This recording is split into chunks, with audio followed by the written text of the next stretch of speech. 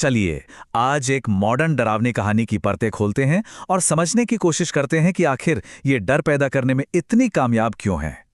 तो यहीं से शुरू करते हैं। ये लाइन इस कहानी की जान है। हम देखेंगे कि कैसे डरावनी कहानियां हमारी सबसे अच्छी भावनाओं को, जैसे कि दया को, हमारे ही खिलाफ एक हथियार बना देती हैं। तो कहानी की शुरुआत कैसे होती है?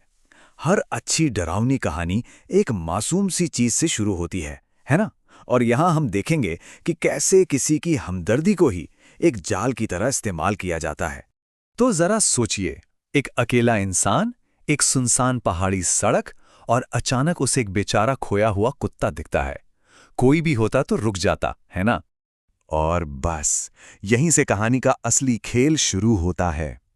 क्या ये जो दया है, जो मदद करने की इच्छा है, यही एक जाल बन सकती है?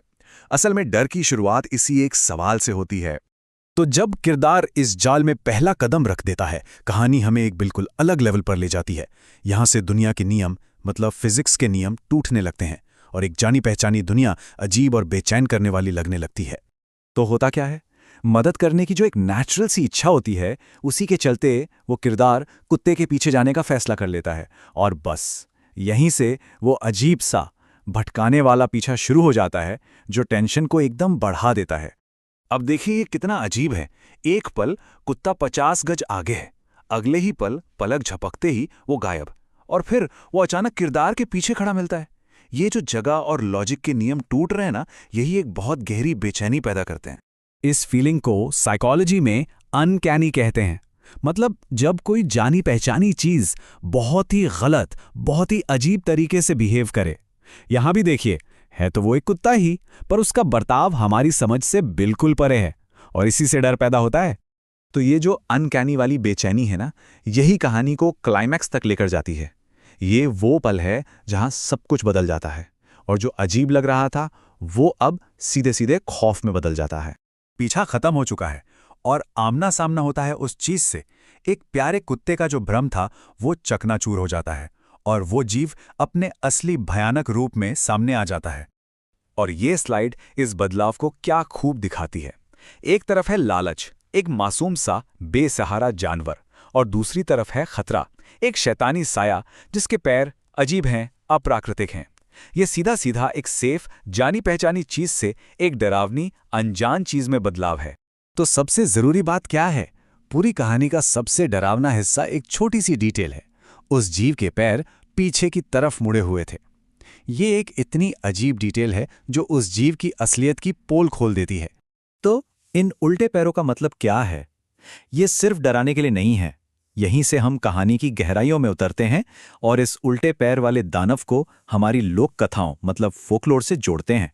तो सवाल ये उठता है, क्या ये उल्टे पैर बस यूं ही डराने के लिए हैं, या इसके पीछे कोई गहरा राज है?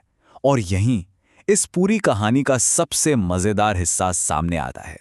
और जवाब है हाँ, इसके पीछे बहुत गहरा मतलब है।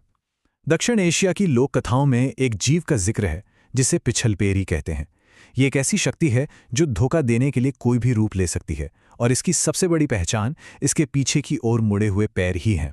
और अगर हम पिछलपेरी के लक्षणों को देखें तो ये कहानी का कुत्ता एकदम उस खाके में फिट बैठता है।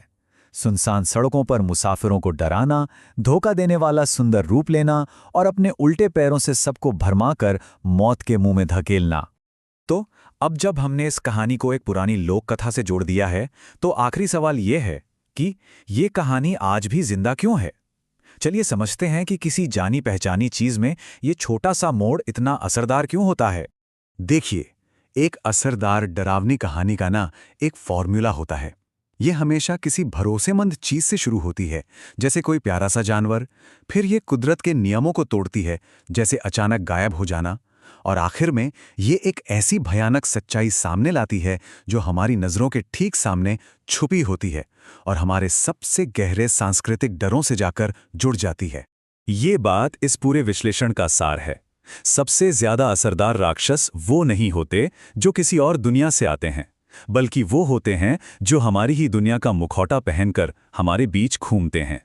और ये हमें एक आखिरी सोचने पर मजबूर कर देने वाले सवाल पर छोड़ जाता है।